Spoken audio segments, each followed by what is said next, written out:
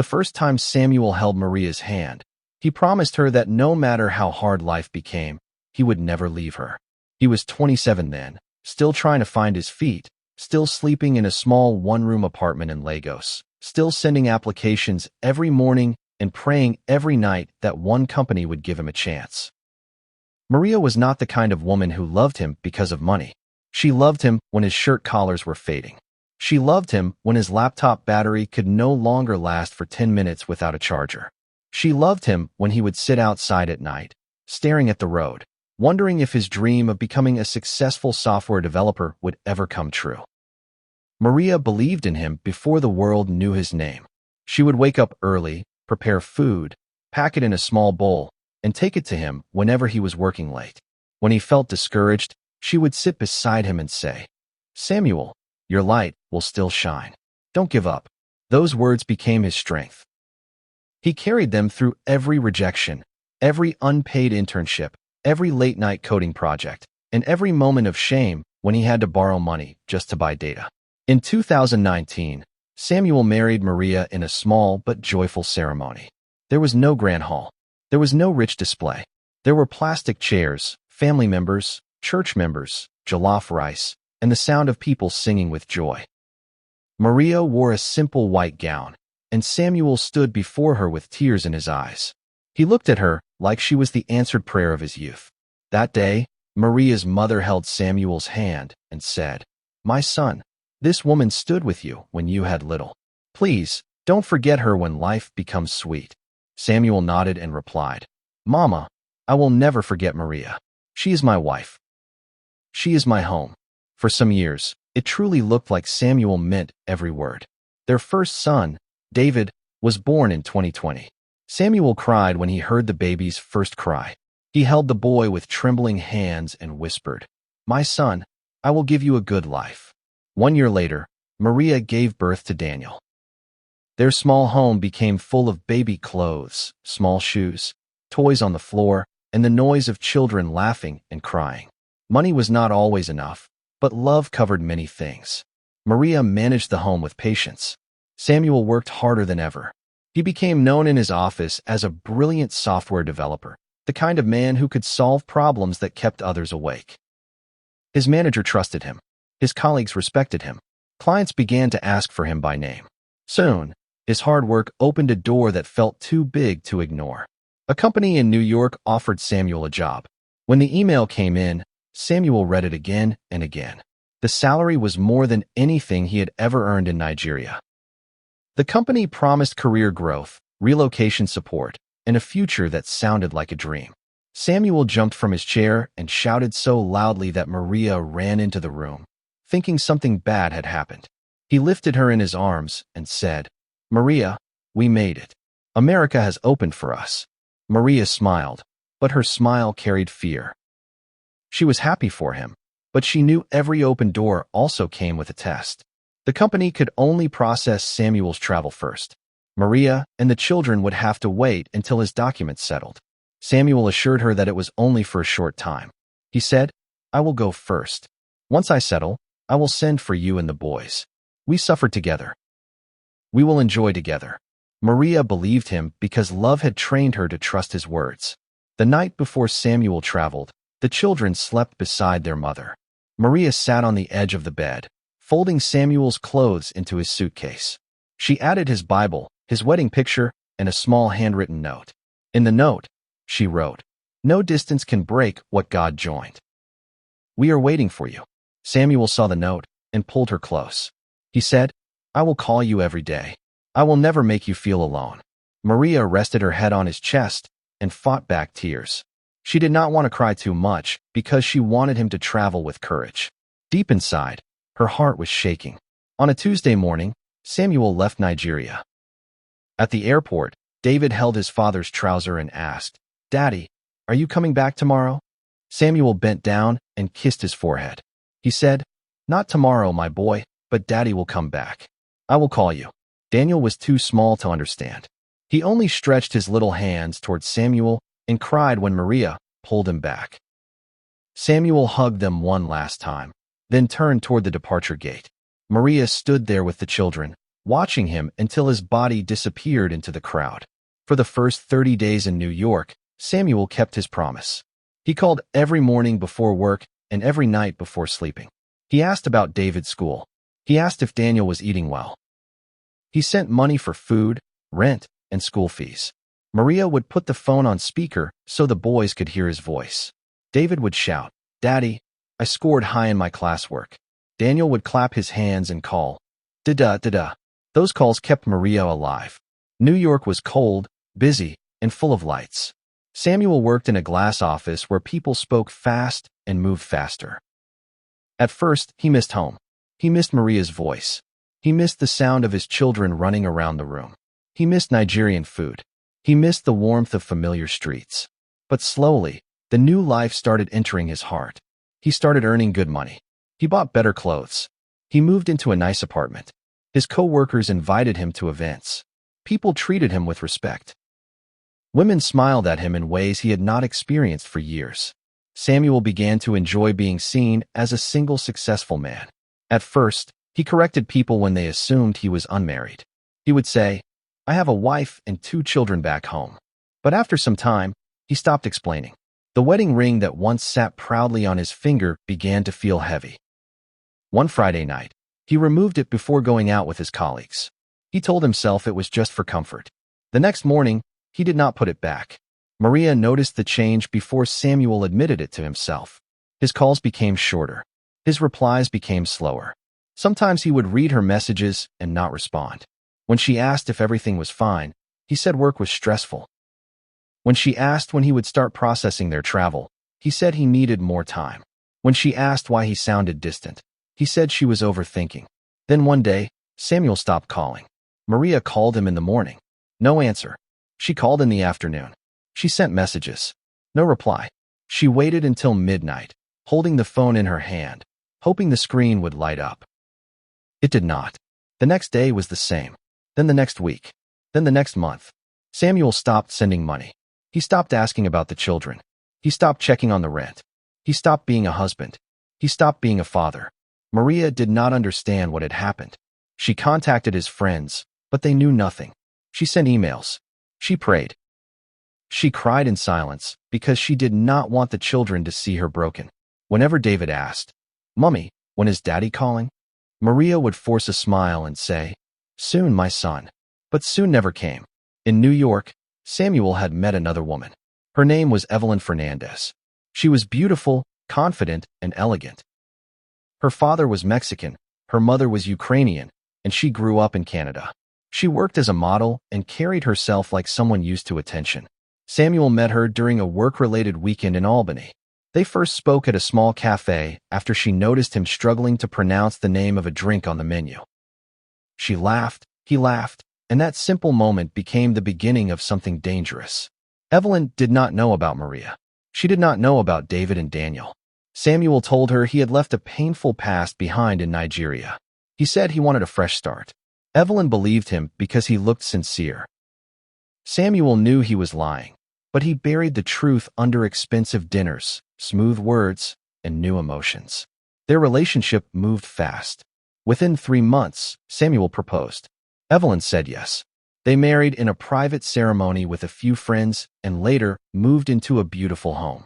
Samuel felt like life had given him a new identity. He and Evelyn bought cars. They invested in stocks. They bought property. They talked about business, vacations, and future children. On social media, they looked perfect. In every picture, Samuel smiled like a man who had escaped his past. But no one truly escapes a house he set on fire.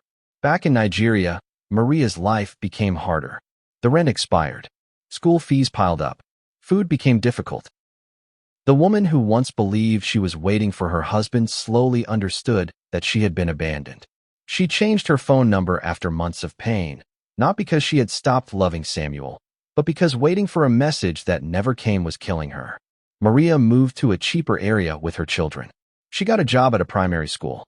The pay was small, but it gave her dignity. Every morning, she tied her hair, dressed her boys, and walked them to school before starting work. At night, she sold small items from a wooden table near the front of her house. Some days she sold snacks. Some days she sold children's socks and pencils. Some days she sold nothing. Still, she did not give up. David grew quiet. Daniel grew used to not seeing his father. Maria would sometimes catch them staring at other children playing with their dads after school. Those moments cut her deeply. She tried to fill the gap, but she knew a mother's love did not erase a father's absence. 3 years passed. Maria was no longer the same woman Samuel left behind at the airport. Pain had matured her. Silence had taught her strength. She still carried kindness, but she no longer trusted easily. She had stopped praying for Samuel to return. She now prayed for peace. That was when she met Thomas. Thomas Nwachukwu was a calm and decent man who had lost his wife to cancer. He had known grief. He understood the look of someone who smiled in public and cried in private. He first met Maria at the primary school where she worked. He came to enroll his niece, and he noticed how Maria spoke to the children with patience. There was something gentle about her, something tired but still beautiful. Their friendship started slowly. Thomas did not rush her. He did not pressure her. He listened. He asked about the boys. He bought exercise books for David and Daniel without making noise about it. He came around with respect. Maria noticed that her children smiled when Thomas visited. David began to ask him questions about homework. Daniel would run to him and hold his hand. One evening, Thomas sat with Maria outside her small apartment. The boys were asleep inside. The street was quiet, and the air was cool. Thomas looked at her and said, "Maria, I know life has hurt you. I am not here to replace anyone by force. I am here because I care about you. I care about your children too." Maria looked away because her eyes were already wet. She said, "Thomas, I don't know if I still know how to trust a man." Thomas nodded and replied, "Then don't rush. Let me earn it." Those words touched something in her heart. For the first time in years, Maria felt seen. Not pitted, not used, seen. Their friendship grew into love. After months of patience, Thomas proposed. He did not make a loud show. He came with his family, spoke with Maria's people, and made it clear that he wanted Maria and the children, not Maria alone. He promised to protect their peace. He promised to raise the boys with love. He promised never to punish Maria for wounds he did not cause. Maria accepted. When she told David and Daniel, David asked, "Will Uncle Thomas live with us?" Maria smiled and said, "Yes, my son." Daniel shouted with joy. Their wedding was simple, but it carried peace. Maria wore a modest dress and smiled in a way people had not seen for years. Thomas held her hand with care. David and Daniel stood beside them, dressed neatly, looking proud and happy. Some women in the church cried because they had watched Maria suffer, and they knew this new beginning meant more than marriage. It meant restoration. Thomas moved Maria and the children into a better home. He supported her business. He helped her get a better job. He treated David and Daniel like sons, not luggage that came with their mother. He attended school meetings. He helped with homework. He taught them how to ride bicycles. He prayed with them at night. Maria's heart began to heal. Then, in New York, Samuel's dream life started cracking. Evelyn had given birth to a beautiful daughter, and Samuel loved the child. But his old habits returned. The same selfishness that made him abandon Maria began to poison his new home. Evelyn noticed he was becoming secretive. He guarded his phone. He stayed out late. He gave explanations that did not add up. One Saturday afternoon, Evelyn returned from the gym earlier than expected. The house was quiet, but something felt wrong. She walked upstairs and heard sounds from the bedroom. Her heart began to pound. She pushed the door open and saw Samuel with another woman on their matrimonial bed. For a moment, nobody moved. Evelyn stood there, frozen. Her gym bag fell from her hand. Samuel jumped up, panic written across his face. The other woman grabbed her clothes and ran out in shame. Evelyn did not scream at first. She just stared at Samuel like she was seeing him for the first time. Then she said, "So this is who you are." Samuel moved toward her. He said, "Evelyn, please, let me explain." She stepped back and shouted, "Don't touch me." Samuel begged. He cried. He said it was a mistake. He said he loved her. He said he did not want to lose his family. But Evelyn's mind was made up. She filed for divorce. Samuel thought he could talk his way out of it. But this time, his words had no power. The divorce became brutal. Evelyn's lawyers came hard. They dug into their assets. The houses, cars, stocks, business investments, and accounts became part of the battle. Evelyn demanded 80% of everything they had built together. Samuel fought it, but the court ruled in Evelyn's favor. By the time the case ended, Samuel had lost almost everything. Houses gone, cars gone, stocks gone, savings drained. The little left went into legal fees, debts, and survival. The man who once abandoned his wife in Nigeria because life became sweet now sat alone in a small apartment, staring at empty walls. For the first time in years, Samuel remembered Maria. He remembered her folding his clothes before he traveled. He remembered her waiting at the airport with 2 children. He remembered the note she placed in his suitcase. He remembered his promise. He remembered his sons calling him daddy on video calls. He remembered the messages he ignored. He remembered the money he stopped sending. He remembered the family he threw away. Regret entered his chest like fire. He tried calling Maria's old number. It did not go through. He searched old chats. He read her messages from years before. Samuel, are you okay? The children are asking of you. Please talk to me. Rent is due. David is sick. Please, even if you don't love me again, remember your children. Samuel cried. The words looked different now that he had lost everything. Before, they were messages he ignored. Now, they were evidence of the kind of man he had become. He booked the next flight to Nigeria. On the plane, Samuel imagined many things. He imagined Maria crying when she saw him. He imagined David and Daniel running into his arms. He imagined apologizing, begging, and starting over. He told himself Maria was a good woman, the wife of his youth, the one who loved him when he had nothing. He believed she would still be there. But time does not wait for men who waste love. When Samuel arrived in Lagos, everything felt familiar and strange. The air, the noise, the heat, the smell of roadside food, the sound of horns, all of it reminded him of the life he left behind. He went straight to the old apartment where he had left Maria and the children. The building was still there, but Maria was gone. A new family lived inside. Samuel stood at the gate, confused and afraid. He asked for Maria.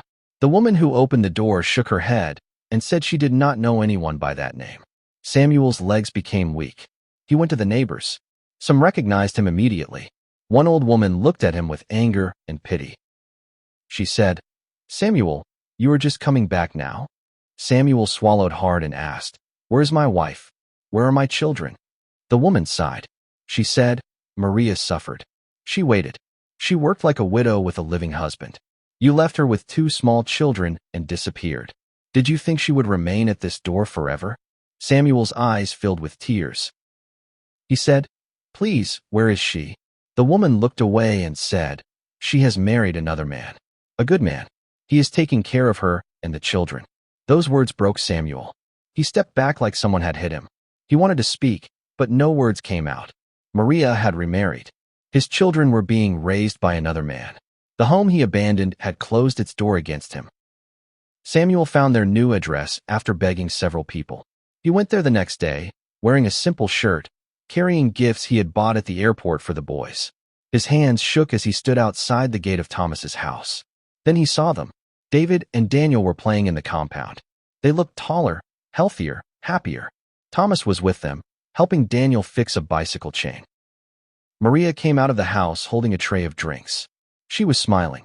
Not the tired smile she used to wear during their last video calls. This smile was peaceful. It belonged to a woman who had survived. Samuel stood outside the gate, unable to move. David saw him first and stared. He did not recognize him at once. Daniel looked at him like a stranger. That hurt Samuel more than any court ruling in America. Maria turned and saw him. The tray in her hand shook, but she did not drop it. For a few seconds, the past and present stood face to face. Samuel opened his mouth, but his voice came out weak. He said, Maria? Thomas looked at Maria, then at Samuel. He understood. Maria walked to the gate slowly. She did not shout. She did not cry. She did not insult him. Her calmness scared Samuel. He said, Maria, please. I came back. I lost everything. I made mistakes. I know I hurt you. I know I hurt the boys. Please forgive me. Let me see my children. Let me make things right. Maria's eyes became wet, but her voice stayed steady. She said, Samuel, you did not leave by mistake. You chose to leave. You did not forget one day. You forgot us for years. Samuel cried openly. He said, I was foolish. I was blind. I thought I had found a better life. Maria nodded with pain in her eyes. She said, and I had to build a life from the pieces you threw away. The words entered Samuel's heart and stayed there. Thomas came closer, but he did not speak harshly. He simply stood beside Maria, not in pride, but in protection. David and Daniel watched from a distance. Samuel looked at them and stretched his hand slightly, but the boys moved closer to Thomas. That small movement finished him. He saw it then. Fatherhood is not a title a man carries because his blood runs in a child. Fatherhood is presence. It is school fees, bedtime prayers, hospital nights, correction, protection, and daily love. Thomas had given his sons what Samuel refused to give. Maria opened the gate and allowed Samuel to speak to the children. The meeting was painful. David answered him with respect, but not closeness. Daniel barely remembered him. Samuel gave them the gifts, but gifts could not replace years. Toys could not replace birthdays missed. Shoes could not replace nights when they cried for their father. Samuel apologized to Maria again, but he knew she was no longer waiting for him. She said, I forgive you, Samuel, but I cannot go back to you. My life is here now. The children have peace here. I will not break their peace because you finally understand pain. Samuel lowered his head. There was nothing to argue. He had lost Evelyn because he betrayed her. He had lost Maria because he abandoned her. He had lost his wealth because he had no discipline. He had lost his children's closeness because he traded presents for pleasure. As Samuel walked away from the gate, rain began to fall. He did not run. He walked under it like a man receiving the weight of his own choices. Behind him, he heard Daniel laughing as Thomas carried him away from the rain. He heard Maria calling David inside. He heard the sound of a family continuing without him. That sound followed him down the street. Years later, Samuel would still remember that day. He would remember Maria's calm voice. He would remember the way his sons stood beside another man. He would remember that regret does not always restore what was broken. Sometimes regret only teaches a man the value of what he destroyed. Maria never hated Samuel. She simply stopped living in the prison of waiting. She chose peace. She chose healing. She chose a man who stayed. And Samuel learned too late that the wife of your youth is not a backup plan. Children are not people you pause and return to when life fails elsewhere. Love is not something you abandon and expect to find untouched years later. The final image of Samuel's story is not a man shouting or fighting. It is a man standing alone on a wet Lagos road, holding an empty gift bag, watching the lights of another man's home glow warmly in the distance. Inside that home were the people he once had. Outside stood the man who left them. And in that silence, Samuel finally understood that some doors do not close because people are wicked. Some doors close because someone kept walking away until love had no choice but to heal without them.